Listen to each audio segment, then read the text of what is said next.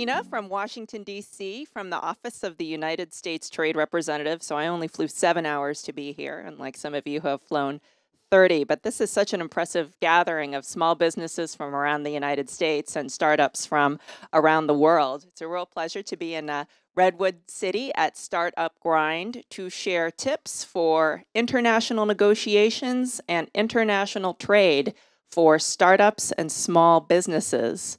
Many startups can be born global from day one with an international employee team and customers and suppliers. So developing your international strategy from day one can be critical to your success. It can diversify your risk and help you build major revenue streams from multiple foreign customers. So today I'm going to share 4 basic steps to international trade, including government resources that you can take advantage of wherever you're located in the United States. And I'm also going to share 4 general steps for international negotiations for small business from my personal experience that may help you as you consider the exciting possibilities of exporting your product or service to the world. Basically, as a startup, you are not too small to think big and to think international from the very beginning. So I work at the Office of the U.S. Trade Representative, which is a small federal agency of about 250 people in Washington, D.C. We are part of the Executive Office of the President. Called USTR, our agency is responsible for developing U.S. Trade policy on an interagency basis and leading trade negotiations for the United States with countries around the world. These are negotiations that are conducted on a government-to-government basis. The head of our agency is Ambassador Robert Lighthizer. He's the President's chief trade spokesperson, advisor, and negotiator with countries around the world. And American trade policy works towards opening markets in order to create new opportunities and higher living standards, whether it's for families, farmers, workers, manufacturers, businesses of all sizes, including the smallest enterprises and even single entrepreneurs. So we feel that free, fair, and reciprocal trade will help small businesses succeed, start up and scale up quickly, and grow jobs at home that benefit their communities. Over the course of my career, I've had the honor of representing the United States in international negotiations with countries in North and South America, Europe, Asia, the Middle East, and North Africa. And in my job, I represent the interests of U.S. small businesses in international trade negotiations. Small businesses are the backbone of the U.S. economy and are actually big business when it comes to their contribution to the economy. Over half of all U.S. workers are employed by small businesses, and over 2/3 of all new jobs in recent decades have been created by small businesses, including the fast-growing startups that are here today. Even so, there's greater potential for U.S. small firms to sell internationally. Whether you are trading a traditional product like food and handicrafts, or you have an advanced cybersecurity service, you can be international from day one. We know that small businesses that export, that sell to foreign customers, they grow faster, they add jobs faster, they pay higher wages, and they have higher productivity than small businesses in the exact same sector which serve purely domestic markets. We also know that 96% of all the world's customers and 3/4 of the world's purchasing power are outside of the United States. So about 287,000 small businesses from across the 50 states export to foreign countries around the world, about $429 billion annually. And of that 287,000, 75% of those small businesses have 20 or fewer employees. So really small businesses in the way that people perceive them. The top export destinations for U.S. small businesses are Canada, Mexico, China, the United Kingdom, Germany, Japan, Australia, and South Korea. And just yesterday here at Startup Grind, I met the chapter directors for London, with Marion from London. I met Pablo, the chapter director for Mexico City, Chris from Australia, the chapter director, and Alex from Barcelona, who heads up the whole Southwest European region for Startup Grind. So all of your potential international trading partners are actually right here at this conference and right here in this audience. Small businesses benefit from reduced government barriers to foreign markets, reduced costs and red tape, reduced risk when selling abroad, and this is what our U.S. trade agenda with partners around the world seeks to achieve. For example, some of our key trade policy objectives which benefit small business in our negotiations are, for example, state-of-the-art provisions for the digital economy to support internet-enabled e-commerce exports, reduced paperwork and cutting red tape to get your products to market quickly and through customs checks, strong IPR protections, intellectual property rights protections for innovators and entrepreneurs, and also easy to find online information to help you know how to do business when you're doing business in a foreign country and what those requirements might be. Moreover, the barriers to international trade are shrinking dramatically in recent years thanks to technology and innovation. Mobile internet makes it possible to reach distant customers via small transactions that add up to big revenues. You know, just 15 short years ago, a typical brick and mortar small business in the US sold one good or service to one foreign market, usually Canada or Mexico. But now an internet-enabled small business on an online e-commerce platform from a mobile phone sells to 20 or more foreign countries around the world. So cloud-based solutions also mean that a small business isn't held back by lack of IT infrastructure and can operate from a range of locales. And even the smallest businesses can go into exporting and scale up quickly with the help of mentors and modern technology. So toward that goal, next slide, please. Oh, that's the title of the talk, but the next slide. Okay, this is a little bit, dense to look at, but there are an array of free services and counseling that small businesses and startups can take advantage of around the country, U.S. government resources that are available. So here are 4 key steps to international trade for your startup. Get free counseling. 1, establish an online presence. 2, that's targeted for foreign markets. 3, consider your intellectual property. And 4, get funding. There's lots of funding out there and lots of funding resources that maybe you're not aware of. So number 1, get free counseling. Did you know that there are small business development centers, SBDCs, which are resource partners of the U.S. Small Business Administration, and they're hosted by leading universities, business schools, and state economic development agencies in 1,000 locations across the U.S. in every state. These SBDCs provide no-cost, one-on-one, long-term professional business advising and low-cost training to small businesses, including export plan development, export and import counseling, finance consultation, market research, identification of trade shows, and trade missions. So that website at sba.gov is listed up there. Did you also know that there are U.S. Export Assistance Centers, which are offices of the Department of Commerce, located in 100 metropolitan areas across the U.S., and these offer more export-ready companies a broad array of highly professionalized international trade services that are specific to your sector. And these might include choosing the best market, finding and evaluating potential overseas partners, increasing your brand awareness and market exposure. So you can find a location near you at export.gov.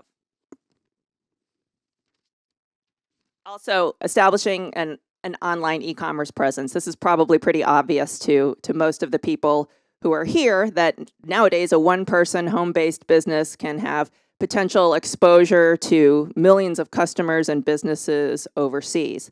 But there are ways to optimize your online e-commerce strategy if you're targeting, for example, the Latin American market versus the North African market versus the European market. There's going to be a lot of different international online e-commerce platforms, different requirements, different services offered by these different cultures. So consider a website optimization strategy that is optimized for international sales, including your target market and audience, competitor analysis, website feature list, and choosing the right channel mix, whether it's a website, online marketplace, third-party distributors. So if you go to one of those U.S. Export Assistance Centers, you can meet with an international trade specialist for a free counseling appointment that includes international website optimization. For example, considering things like whether it's culturally neutral, whether it's optimized depending upon the bandwidth of the target markets that you are considering, translation functionality, whether you want to regionalize your presence or even localize your presence to target specific countries. Third, intellectual property protection.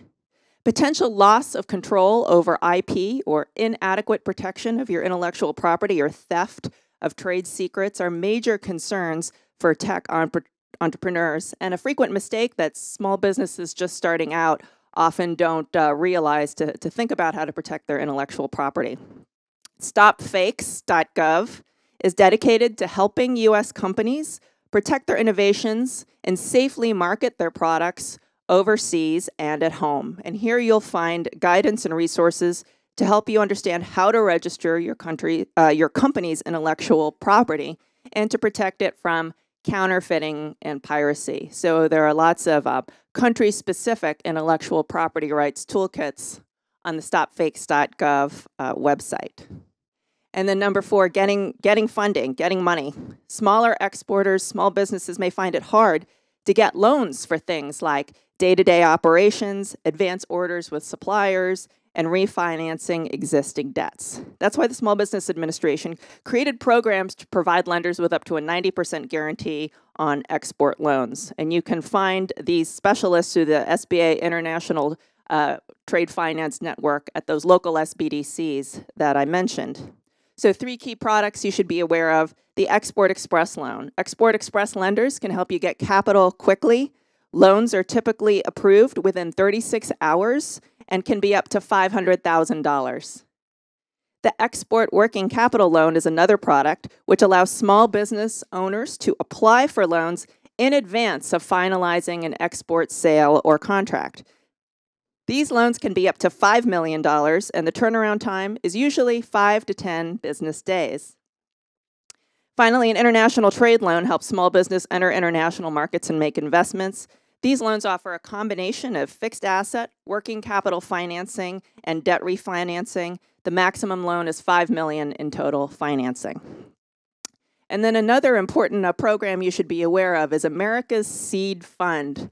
That's the Small Business Innovation Research Program, a highly competitive awards program that encourages domestic small businesses to engage in federal R&D, research and development that has the potential for commercialization. Basically, a percentage of federal R&D funds are set aside and reserved every year for U.S. small businesses to fund startups in the critical development stages and encourage the commercialization of your product or technology in ways that will benefit the U.S. economy. Since its enactment in 1982, the SBIR program has helped thousands of small businesses to compete for annual federal R&D awards. The contributions of startups like the ones here today have enhanced the nation's defense, protected our environment, advanced healthcare, and also improved our ability to manage data and manipulate information. So currently about $2.5 billion is set aside annually for small business startups in the United States, with 11 federal agencies participating, including the Departments of Agriculture, Defense, Energy, Health and Human Services, Homeland Security, the Environmental Protection Agency, NASA, the National Science Foundation, the National Oceanic and Atmospheric Administration, and Health and Human Services. Typical awards are up to $150,000 for Phase 1 and up to $2 million for Phase 2. To qualify, you must be a U.S. for-profit small business of 500 or fewer employees. Most of the work must be done in the U.S., and you should be greater than 50% owned by individuals and operating independently in most cases. You may have heard of some of the startups which obtained SBIR funding in the past, including Qualcomm, Symantec, and 23andMe. So highly encourage you to go to sbir.gov and learn how to apply for these funds. So I've also been asked by Startup Grind to talk a bit about my job and share some personal insights into how to negotiate internationally with the startups here today. Basically, a negotiation is an exchange of commitments by the parties to either resolve a problem or to achieve mutual gains. Perhaps most cases of negotiations by small businesses and startups here today are going to be business to business and business to consumer, and be situations where both parties expect to receive mutual gains, profit, long-term relationships, and customer satisfaction if a negotiation is successful. So here are 4 elements which I think are important to consider in negotiations generally, 4 basic elements. One is to define your objectives, and that frequently involves an internal or a pre-negotiation.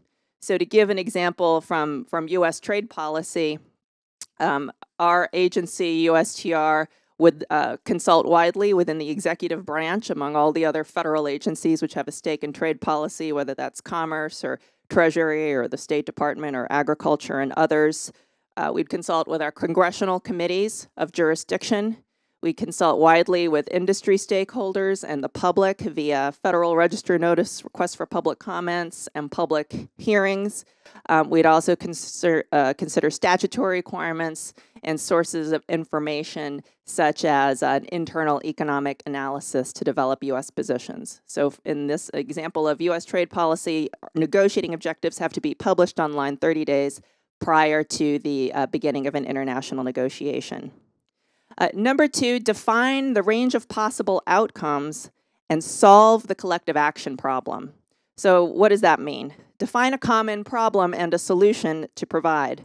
For example, in negotiations with foreign governments, most governments share a common interest in helping their small businesses to succeed, since the vast majority of the economy is small and micro enterprises, but there may not be consensus on where to begin and how to start. So take the lead to organize the meetings and host meetings with key stakeholders and bring ideas to the table. As an entrepreneur, you can be the one to solve the collective action problem, which basically means there's value or a collective good that isn't realized because one party or a small group of parties doesn't take on the organizational costs or burdens to organize an outcome, bring the right people to the table, propose the agenda, and propose possible solutions. So you can be the one as the entrepreneur to propose the solutions, the text of an agreement, the vision, and the outcome, and be sure to explain the benefits in terms of your negotiating partner's interests as well as your own. Third, build trust at the negotiation table. And that means think about both, aside from the table, companies and countries are represented obviously just by individuals. So get to know your negotiating partner as an individual. And clearly when you're negotiating internationally, knowing something about the language, the country, and the culture can help build trust and common interest. And then at the negotiating table, actively listen to your partners and how they define their interests. Negotiation is an iterative, ongoing process of information exchange and clarification of each party's interests. Progress is usually incremental, and the most difficult agenda items are usually come later, and you'll have to bring them back for further guidance and analysis. But with agreement first on easier terms where interests naturally converge, you can build trust with your negotiating partner and help build confidence about what you can achieve together. And then fourth, message and implementation. With a final agreement, describe the achievements of the agreement that benefit stakeholders, ideally as a win-win outcome for both sides or all sides.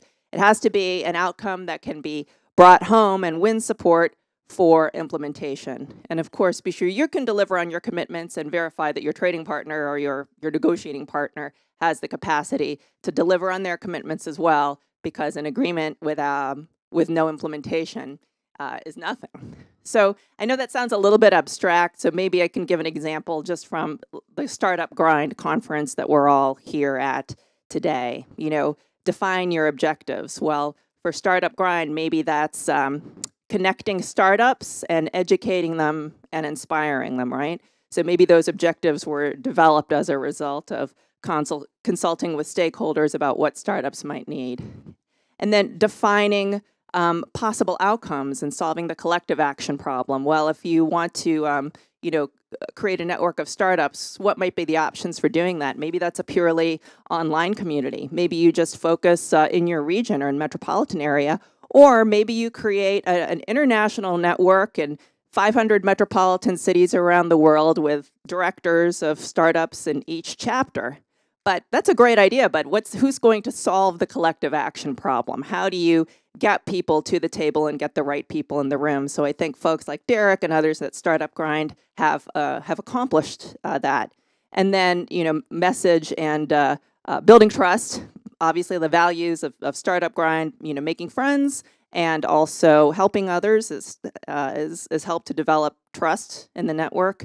And then, you know, message and implementation. Obviously, startups are the best at utilizing social media and YouTube channels to advertise their product, and also implementation of events. So, you know, we're seeing some of the results of that implementation with this conference and all of the great talks that are going on here this past 2 days. Thank you so much, Christina. Thank you so much. I'm afraid we are running out of time. As a startup, you're not too small to think big and think internationally, and I hope you'll take your startup global from day one and consider bringing your vision to the world and helping your communities at home with your startup. Thank you so much. Thank you so much.